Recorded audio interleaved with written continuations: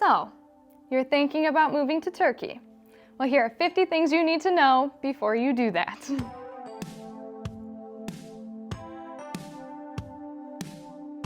Here's my list. I'm gonna go through it as quickly as I can to not waste your time. And just real quick, hi, my name is Kaylee. Welcome to my channel. I am an American who's been living in Turkey for 3 years. And if you would like to subscribe to this channel, that would be amazing. Go ahead and hit like now before we dive into this. Number 1 is just play it safe. Don't drink the tap water. Different people are going to have different opinions about this, but when you get here, you're gonna buy a gigantic thing of water that looks like this, or you're gonna buy bottled water that looks like that, and eventually you can upgrade to water like this. But if you're going to do this, get the manual pump, not the electric pump. The electric pump is really loud. You have to plug it in and charge it often, and it doesn't go nearly as quickly as the manual pump. Manual pump, you can pop, pop, pop that and fill up your pot of water, whatever you need to do for cooking, drinking, blah, da, da, da, da, da. If you're going to be here for a long time and you've bought a residence, I encourage you to get this. This is a water filter that you can attach into your faucet. You can just get a new faucet for it, and it will actually filter your water, and then you're not paying for water and buying water from outside. By the way, bonus tip for all of this, when you upgrade to these really big water jugs, you don't have to go physically buy them. You can use an online delivery service and they will deliver it right to your door. But the price changes a lot. That is why eventually investing into a water filter system is awesome if you're going to be here for a while. Bringing your own kitchen appliances is actually really worth it. We brought an espresso machine, a KitchenAid mix over here. They were 3 times the price. So if you can bring kitchen appliances with you, do so. If you're going to bring kitchen appliances with you, you need to get a very powerful converter. If you are an American or a European moving here and you think to yourself things are going to be super affordable because you have high buying power with your dollars, your euro, your pounds, bring as much here as you can, because it's going to be so much cheaper to pay your baggage fees than to replace things when you get here. I think it's really good to know, especially for women, waistbands. Actually, this is for men and women. The waistbands here run really tight. In sweatpants, in boxers, in jeans, waistbands are just really tight. This will change per city, but in Ankara particularly, the water is very hard. Like for skin, hair, all of that, it's very hard water. You can buy a bus card in the city center metro station, especially in Ankara. I don't know about other cities, but if you're looking for a bus card, go to the city center metro station. That is where you get a bus card. You can fill your bus cards at most metro stations, but you can't buy a bus card at most metro stations. And a lot of buses now in the big cities will take a debit card. If you want a grocery bag at a grocery store, supermarket, or something, you will have to pay extra. So it is very normal to keep a reusable bag tucked inside of a purse, tucked inside of a backpack. Take it with you. Except for in the bazaars. When you go shopping for groceries in the bazaars, they will put everything into plastic bags and you can take those bags. Grocery shopping at the bazaars is incredibly worth it. It's much cheaper and there's so much variety in produce that it's really great. So get brave and go grocery shop at the bazaars. At the bazaars, you buy fruits and vegetables by the kilo or half kilo. You don't just take a couple of them and there you go. Kilo or half kilo. And you can ask, yarım kilo?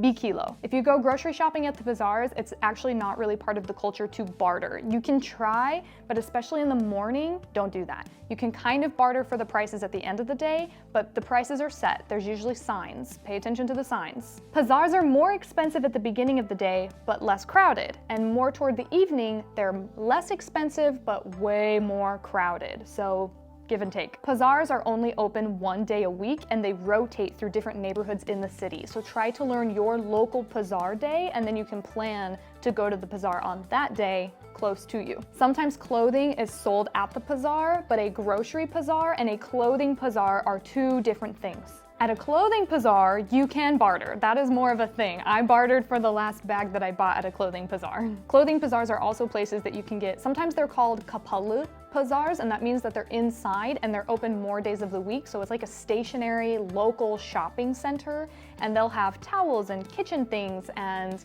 linens and clothing and shoes and bags and all kinds of things. And they also usually have a fast food court with Turkish fast food like gözleme, and you can try local Turkish fast food at these places. You can use Google Maps to track the local transit, but you can also use an app called Move It. and they're both pretty accurate. Dolmuşes are mini buses, and you flag them down like a taxi and you pay cash. Right now it's 25 lira. Do not haggle, the price is what the price is, and there will be a sign. Some dolmuşes have longer routes that cost more money if they're moving through like large neighborhoods instead of just a local area, and those dolmuşes will have different rates and prices for how long you ride them. I have never been on one of these, but I have heard of them. To get off of the dolmuş, you say müsait bir yerde. And you gotta like toughen up. Stand up. Müsait bir yerde. Müsait bir yerde. That's what you say to get off the dolmuş. And say it as soon as you come to your stop, and they'll stop just a little bit around that. You can do it right before, you can do it right after. If I'm going up a hill, I say it a little bit after so that I walk down to go where I need to go. Cars are very expensive, like very expensive, like 3 times as much as they should be on average, and used cars appreciate in value. Coffee shops open at 10 a.m. So if you're going out in the morning to do work and you're looking for a cafe, generally they're gonna open at 10 a.m. except Starbucks does open earlier, but I don't know what time. Maybe 8:30, I don't know. 6 months after you get here, you need to register your phone with the US government if you're going to use a Turkish SIM card, and it's super expensive. I think right now it's about $1,000. So a lot of people will buy a phone here that they use here. But phones are very expensive. Technology is very expensive here. Apartments and houses generally don't have central AC. They have single unit ACs in the room, and people don't use them a lot here. People here think that using the AC can get you sick. And the thing is it's not on a huge central system that's filtering. So I have found that, yeah, I can feel icky when I use the AC here too. In the summertime, a lot of people hang out at shopping malls because they do have huge central AC systems, and that's a great place to go to cool off. All of the heating inside of homes is done with radiators. Older apartment buildings have a community heating system, so there's not always a guarantee that you can actually control your heat within your own apartment. So check that out when you're looking for homes, because it's way better to be able to control your own heat. Otherwise, you're relying on somebody else to turn on and turn off the heat, and they do it at really weird times. Apartments here really are lacking in outlets. Most bedrooms just have 1, maybe 2, so extension cables are a huge thing here. Get a good one. Ankara has great classical music concerts, and I find that a lot of people don't actually know about that, so I want to insert that here too.